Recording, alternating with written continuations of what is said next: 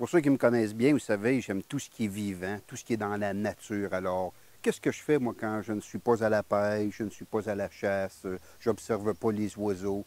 Ben, je me contente de mon environnement actuel. Alors, quelque chose qui a attiré mon attention, c'est une voisine est arrivée en accourant. Monsieur Lessard, ma haie est complètement envahie de fourmis. Je me suis dit, c'est louche, parce que les fourmis, habituellement, consomment très peu de végétaux, à moins que ce soit des fourmis charpentières puis qu'il y ait du bois pourri. Mais dans ce cas ici, c'était une haie de ce qu'il y a de plus vivant. Alors, en m'approchant de la haie, je m'aperçois d'un peu d'un phénomène écologique que l'on connaît, qui est un peu du mutualisme, c'est-à-dire c'est un phénomène de deux espèces animales qui profitent des bienfaits l'un de l'autre. Alors, je m'aperçois que la haie de la dame en question, elle est envahie de pucerons.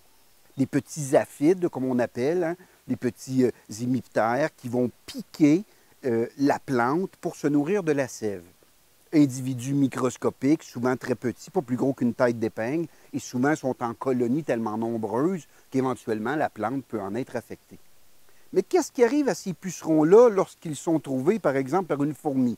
Parce que la fourmi aime beaucoup un peu s'approprier une colonie de pucerons. Un peu comme un cultivateur va prendre soin de ses vaches ou va les élever. Mais qu'en retire finalement la fourmi à trouver une colonie de pucerons? C'est tout simplement que le puceron, à la force de se nourrir, va excréter ce qu'on appelle du miella. Le miella est une petite substance sucrée qui s'apparente un peu au miel ou au sirop d'érable et qui est très, très prisée de la fourmi. Donc la fourmi, lorsqu'elle trouve une colonie de pucerons, bien, va les protéger. Va les protéger au même titre qu'un propriétaire d'un animal va le protéger. Donc, la fourmi protège le puceron d'éventuels prédateurs, va faire fuir d'éventuels prédateurs, mais en échange, le puceron, lui, peut continuer à finalement extraire la sève de la plante de par son rostre ou de son sondor. Donc, la fourmi, à ce moment-là, de par ses antennes, tapote le dos du puceron, stimule un peu la sécrétion de cette substance sucrée-là qui est le miella. Et lorsque le puceron extrait cette petite gouttelette, micro-gouttelette de substance sucrée, la fourmi s'en empare, descend et s'en va l'amener à la colonie, remplacée par une autre fourmi. Donc, une colonie de pucerons comme ça, c'est sûr qu'il va y avoir un va-et-vient de fourmis, des fourmis qui vont collecter le puceron et retourner à la fourmilière, et d'autres fourmis qui vont être en mesure ici de venir traire en tant que tels les pucerons pour essayer d'avoir le miella. Mais également, cette petite cohabitation entre les fourmis et le puceron attire évidemment bon nombre d'autres insectes, entre autres des prédateurs qui vont s'enfouir sous une feuille, par exemple, et qui vont essayer de croquer un puceron lorsqu'il va peut-être s'égarer de la colonie et va arrêter d'être sous l'œil vigilant d'une fourmi.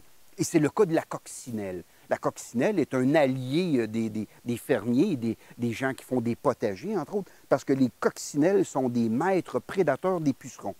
Alors ici, dans la haie de la dame en question, je vois quelques larves de coccinelles qui sont près de la colonie de pucerons, essayent de se faire oublier, mais ils sont quand même très utiles parce qu'ils vont aller prélever un puceron de temps en temps, permettant ici de faire un genre d'équilibre. Et j'ai même vu dans cette haie-là une coccinelle adulte allant de branche en branche et de feuille en feuille, peut-être à la recherche d'un endroit pour pondre un œuf, et aussi, exemple, se nourrir par elle-même d'un puceron qui est égaré. Donc ici, on a affaire à un monde microscopique, à un monde minuscule, mais comment intéressant, parce que tous ces organismes-là vivants interagissent les uns avec les autres. Donc, on a finalement le brouteur, qui est le puceron, en l'occurrence ici. On a l'éleveur et le gardien des moutons, qui est la fourmi. Et on a également le grand méchant loup, qui ici fait office de la coccinelle, qui va tenter de croquer un puceron qui ne sera pas sous la surveillance de la fourmi.